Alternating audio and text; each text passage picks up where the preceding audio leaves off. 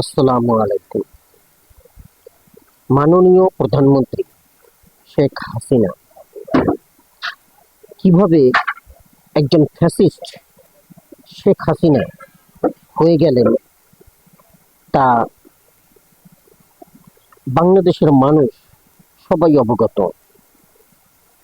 এমনকি বহির্বিশ্বও খুবই ভালোভাবে অবগত আছেন যে তিনি কিভাবে ফ্যাসিস্ট সরকারে পরিণত হয়েছেন।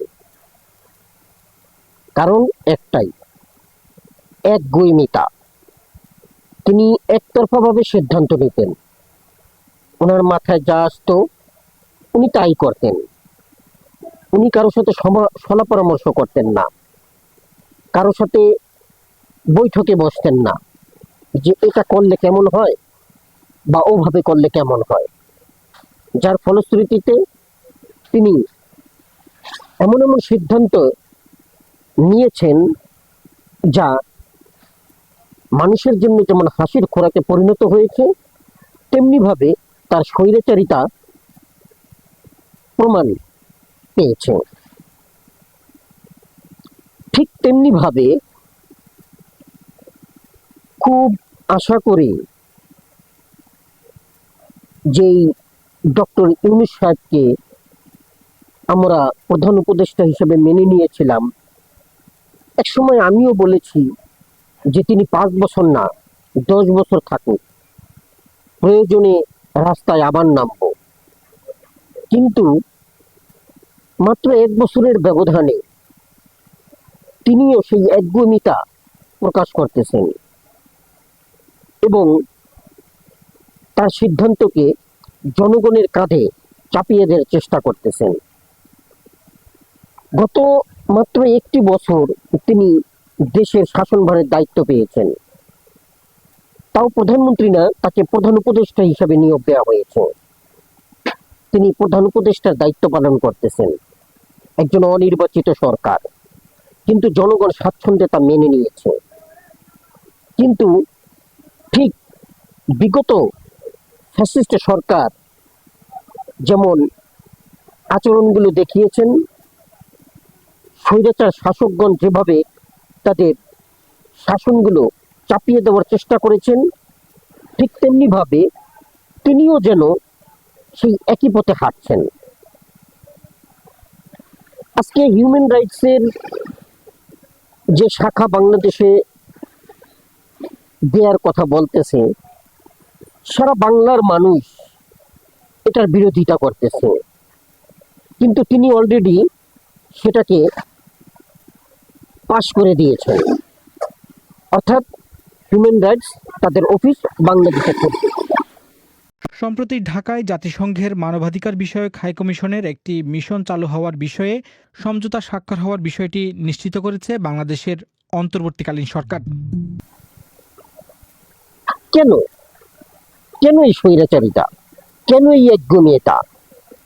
আপনি তো জনগণকে নিয়ে কাজ করতেছেন, আপনাকে জনগণের ভালো মন্দ দেখার জন্য, দেশটাকে ভালোভাবে পরিচালনা করার জন্য, বিশেষ করে একটা নির্বাচনের দায়িত্ব পালন করার জন্য এবং কিছু সংস্কার কার্য করবেন, যে সংস্কার কার্যগুলো উদাহরণ হিসেবে থাকবে এবং সেই সংস্কার কার্যের সফলতা সাধারণ জনগণ ভোগ করবে, যার ফলশ্রুতিতে আপনাকে চিরদিন স্মরণ রাখবে।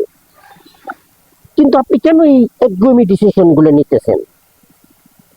কেন জনগণের উপর এগুলো চাপিয়ে দিচ্ছেন? আবার তিনি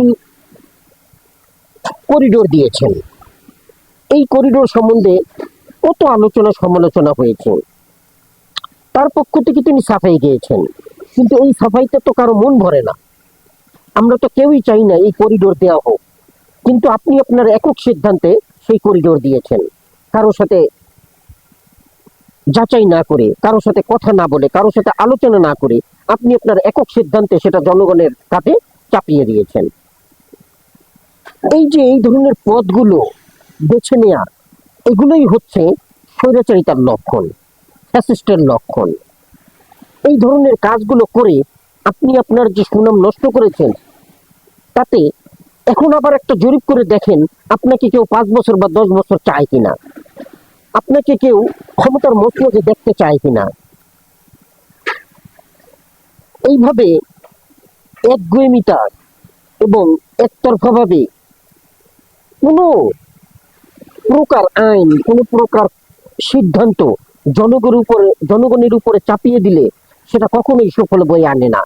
এটা যেমন এখন আপনার জন্য প্রযোজ্য হয়েছে, তেমনি ভবিষ্যতে যারা দেশের দায়িত্বভার গ্রহণ করবেন, দেশের শাসনভার গ্রহণ করবেন, তারাও এটি